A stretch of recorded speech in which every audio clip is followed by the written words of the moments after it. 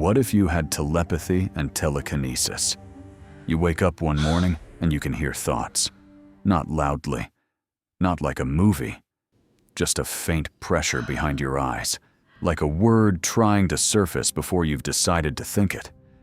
And when you reach for your coffee cup, it slides an inch across the table before your hand even gets there. No trick, no wire. It just moved.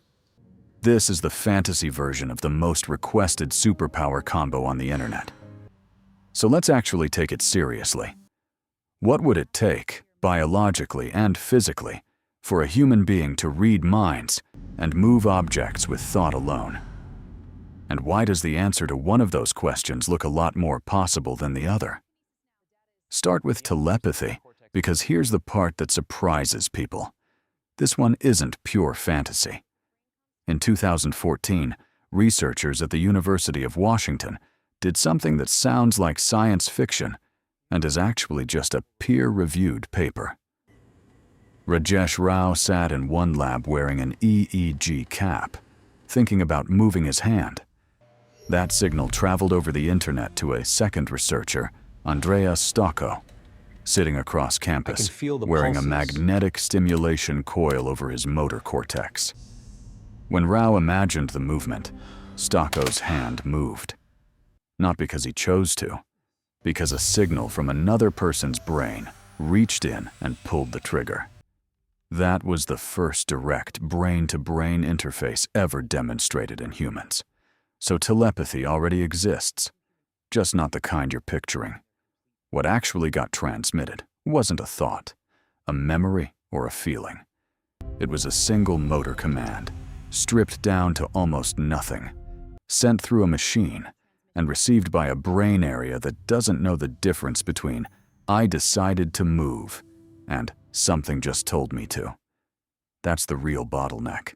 Your thoughts aren't sitting in your skull as clean, exportable data. They're a mess of overlapping electrical patterns. And right now, our best equipment can barely extract a single yes or no signal out of that noise, let alone a full sentence, let alone an emotion.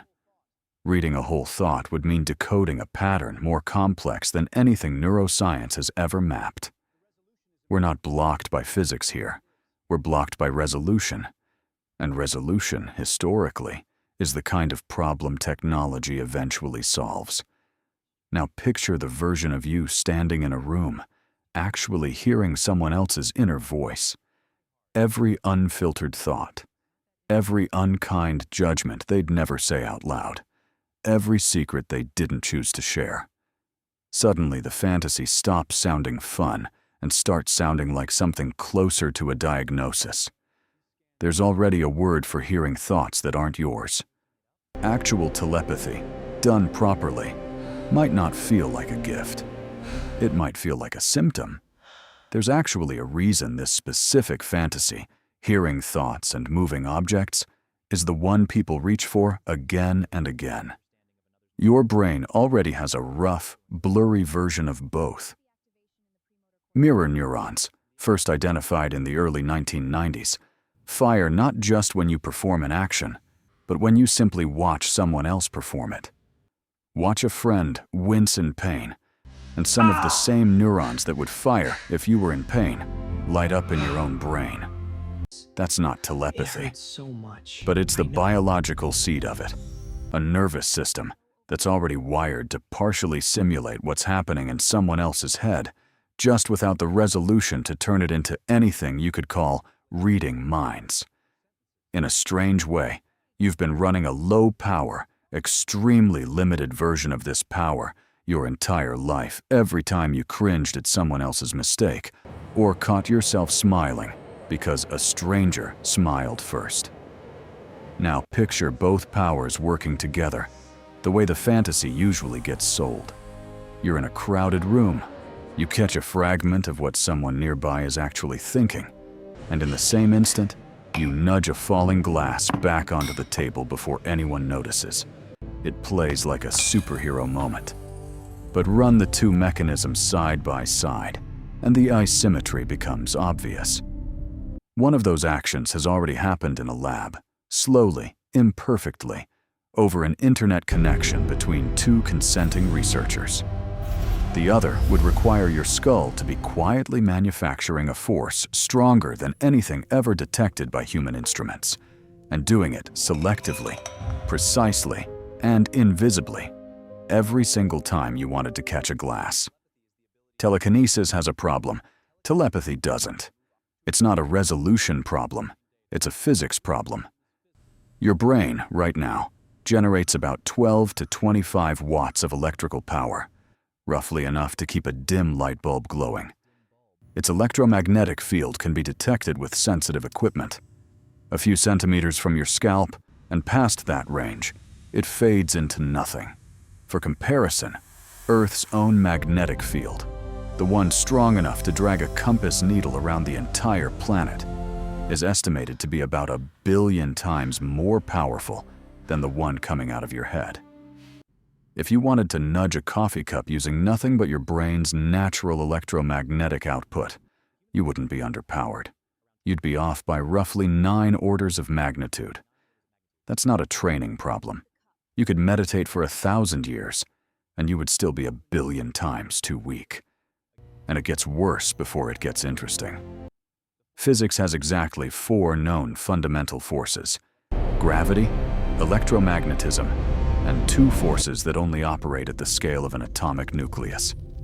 Every object in the observable universe moves because one of those 4 forces acted on it.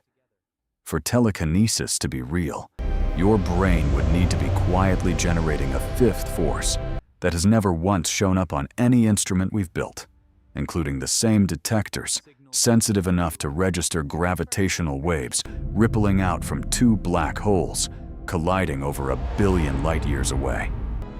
If your brain were emitting something that powerful, we would have already found it. Not eventually. Already. So telekinesis, in the classic sense, isn't just difficult.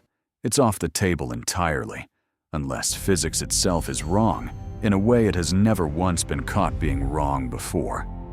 But here's the twist that makes this worth finishing. You don't actually need real telekinesis to get something that looks exactly like it. Let's connect In 2012, a woman named Kathy Hutchinson, paralyzed from the neck down for nearly 15 years, sat in a lab with a chip the size of a baby aspirin implanted in her motor cortex. She looked at a cup of coffee and thought about reaching for it. A robotic arm reached for it instead, picked it up, and brought it to her lips. She drank her own coffee, unassisted, for the first time in over a decade. No new force of physics was invented that day. Her intention was simply read directly from her brain, translated into a digital command, and handed off to a machine built to do the actual moving. That's not telekinesis. That's something arguably better, because it's real, it's already helping people, and it doesn't require breaking a single law of physics to work. Which means the honest version of this superpower isn't a person silently levitating objects across a room. It's a person whose intentions get read cleanly enough that a machine can act on them instantly, and whose thoughts, filtered and simplified, could eventually be shared with another mind, the same limited way rows were shared with stockos, one signal at a time. Not gods, not comic book characters bending the world with a stare. Why won't this work? Just the slow, unglamorous process of what I can building do. better antennas for something the brain was already doing quietly the entire time. So which one do you actually want? The telepathy that's technically already been demonstrated, messy and partial as it is? Or the telekinesis that's completely impossible unless physics has been hiding a 5th force from us this whole time?